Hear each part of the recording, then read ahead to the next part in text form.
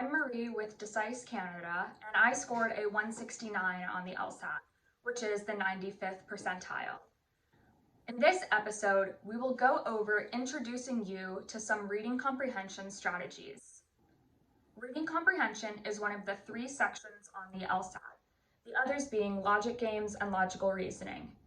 Reading comprehension asks you to read a passage from 4 areas: humanities, science, law, and history, and answer 6 to 8 questions on each. You will have to read about 4 passages and answer all of the questions in 35 minutes, assuming no accommodations for extra time. It is important to note that one passage will actually consist of 2 passages, usually with differing opinions on a topic, but I don't want to overwhelm you yet. Studying for the LSAT is unique and differs from, for example, studying for the MCAT, in that you do not study and memorize specific material. Sure, you can recognize patterns and question types, but you will never be asked to read a passage that's already been administered on a previous test. They are testing reading comprehension skills, nothing more like memorization skills. There are many things you can do to prepare, like learning strategies by watching episodes like this. But something you can do if your exam is in 8 to 12 months or further in the future is just practice reading nonfiction. Become a fast, good reader, and the best and arguably only way to do this is by practicing and practicing some more. So, my advice for you, if your test isn't for a while, or if you just want to study outside of your normal designated study hours, is to read some nonfiction and keep an eye on your pace. You will intentionally have a limited amount of time to read and comprehend each passage. So if you are reading for fun to study, make sure you're reading at a pace that will be sufficient for the LSAT, approximately 4 to 5 minutes for 2 to 3 paragraphs. Now let's talk about what to do if your test is closer in time. This is when we really get into talking about strategies and tips that will help you earn a higher score on the LSAT. The best advice that was ever given to me regarding this section of the LSAT, yes, I'm giving it away for free, is to read each section and play it back in your head like you're explaining it to a friend at a cocktail party. What does this mean? It means not giving all the individual details, because the questions will not ask for this information unless explicitly referring to a couple lines, and we'll cross that bridge when we get there. It means focusing on the big picture. It means focusing on strong opinion words about how the author feels or thinks about a topic. Let's go through an example. If a paragraph of a passage reads, "Stare decisis" is a Latin term describing the idea that what prior judges have said stands as precedent. If a higher court makes a ruling, lower courts must abide by that ruling. If a court at the same level rules one way, courts at the same level must similarly abide by that ruling. It is a critical element of our judicial system. How would you summarize this in 1 to 2 sentences to someone at a cocktail party? Maybe you would say, "Stare decisis" means what previous judges at an equal or higher court have ruled is precedent for future rulings, and it's vital to our justice system. You want to keep it simple and brief, but make sure you include the feeling word. Did you spot it? Critical. This one word indicates how the author feels about the entire concept of stare decisis, so it's necessary to include in your mental summary. When you're just starting out, this summary does not have to be mental. Take the extra 30 seconds to write down a 1 to 2 sentence summary of each paragraph in the margins of your test sheet, or write it down on scrap paper if you're doing a virtual test. Eventually, you will become such an expert summarizer that this writing step will probably be a wash. When summarizing, as I mentioned before, you want to focus on the feeling words. Things like important, relevant, critical indicate that the author thinks the subject matter is, well, important. Authors can also use dismissive language like irrelevant, even though there may only be one word in a paragraph that describes how the author feels about the content or an idea.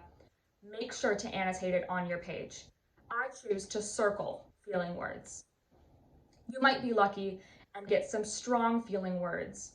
For example, synonyms for good or bad, with the former, fantastic, amazing, stupendous, and for the latter, negative, poor, useless. The questions will tend to ask you to first summarize the passage. So this strategy of summarizing, while emphasizing the author's opinion on the content, will save you time and help you score higher from the very first question. This will also help you tackle a common LSAT RC question about theme. This is not like high school English, where theme equals topic. The theme usually has an emotional / opinion element, e.g., stare decisis is important, rather than the theme being simply defining stare decisis. I also want to talk about a strategy that I think you should avoid unless you are 8 to 12 plus months out from your exam, and that is building background knowledge. Yes, in a perfect world, you would be an expert on every passage they throw at you. But that's not realistic, and trying to become an expert on all the aforementioned categories and every subtopic you could be presented a passage on is honestly a waste of time. You are substantially better off reading nonfiction in your free time to develop your RC skills, not in an attempt to generate a wealth of background knowledge on all of humanities, science, history, and law. If anything, being presented on a topic with which you are familiar is a healthy byproduct of reading nonfiction, not the purpose of reading nonfiction. After you have become good at creating solid summaries, the way you can test this is by going through past exams, RC questions, and summarizing each paragraph and passage, then just doing the summary questions and seeing how well you score. The next step is to improve your timing. You will only have about 8 to 9 minutes per passage on the RC section of the LSAT. It is generally advised when you start studying, especially if you are 4+ months out from your exam, you do not focus too much on timing. Instead, focus on getting the right answer. It is better when you are 4+ months out from your exam date to be consistently getting right answers slower than to be getting wrong answers but finishing within time constraints. That being said, let's talk about how you can improve your timing on the RC section. One way to improve your timing is by timing yourself on non-LSAT nonfiction reading passages, or if you are less than 4 months out from your test date, use real LSAT test passages. Try to read 1 page of nonfiction, about 300 to 400 words, in 3 to 4 minutes. This will leave you 5 to 6 minutes to answer the questions, which should be enough time. It would be awesome if you could get your time down to 2 to 3 minutes of reading and the rest of the time answering questions. Let's talk about some strategies that we don't necessarily recommend but want to make you privy to. One is skipping around the passages, starting with what you know and working backwards from there. I'm going to assume you are all aiming for the 90th percentile or better. You want to be able to crush every passage. Maybe this strategy works for you when you're getting used to the LSAT and learning about how RC works. But on test day, we want you to be able to do RC front to back in order. This is not said to put pressure on you, but rather to prevent you from wasting time skimming passages just to decide, should I read this one right now? You are under strict time pressure, and moving around the test like this will likely not increase your score much. This is because, at the end of the day, you will still have to read all of the passages, so it's best not to waste time trying to figure out what order to read them in, because the test makers have already done that for you. Some people advise reading the questions first, all of them, before really reading the passage. This is not advised on our end. This is for many reasons. One is that, unlike logical reasoning, wherein there is only one question, there are many questions to keep in your head while you're reading the passage. It is unrealistic to think after reading the questions once, you will have all of the details you are supposed to look out for memorized and all of the numbers of the lines that are referenced in the questions memorized too. Additionally, because the strategy we outlined, wherein you read and annotate along the way, prepares you for the questions, because there are always some of the same question types for nearly every passage, there is no reason to try to prepare yourself in this other way of reading all the questions before the passage. Now let's talk about what to do when you get to the questions. This next strategy will take some practice and a thorough comfort level with RC as a whole, but will definitely help you score higher and save time in the long run. You want to be able to predict the right answer choice before you read the answer choices and after you read the question. This might sound really daunting now, and it is not possible for all question types, but it is for the vast majority.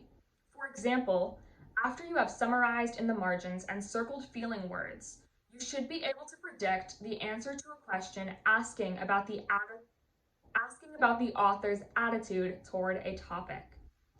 This is advised because oftentimes there will be trick choices aimed to get you to second guess yourself and pull you away from the right answer. Remember, there is always only one right answer and 4 trick answers designed to distract you. If you go into the answer choices already knowing the author's attitude, for example, you are prepared for and less likely to be tricked by trick answers. The alternative to this strategy, the polar opposite of this strategy, is reading all of the answer choices neutrally before thinking about what you think the right answer is. Do you notice how much more susceptible this makes you to being tricked? All of the answers are equally enticing to someone doing this strategy. Before you read the answer choices, think for a second about what the ideal answer to the question would be, then read the answer choices. We will go over strategies for more question types in future episodes. I hope this episode has helped you understand what the RC section is about, what it entails, and how you can tackle your first RC section. Thanks for hearing me out. Take care.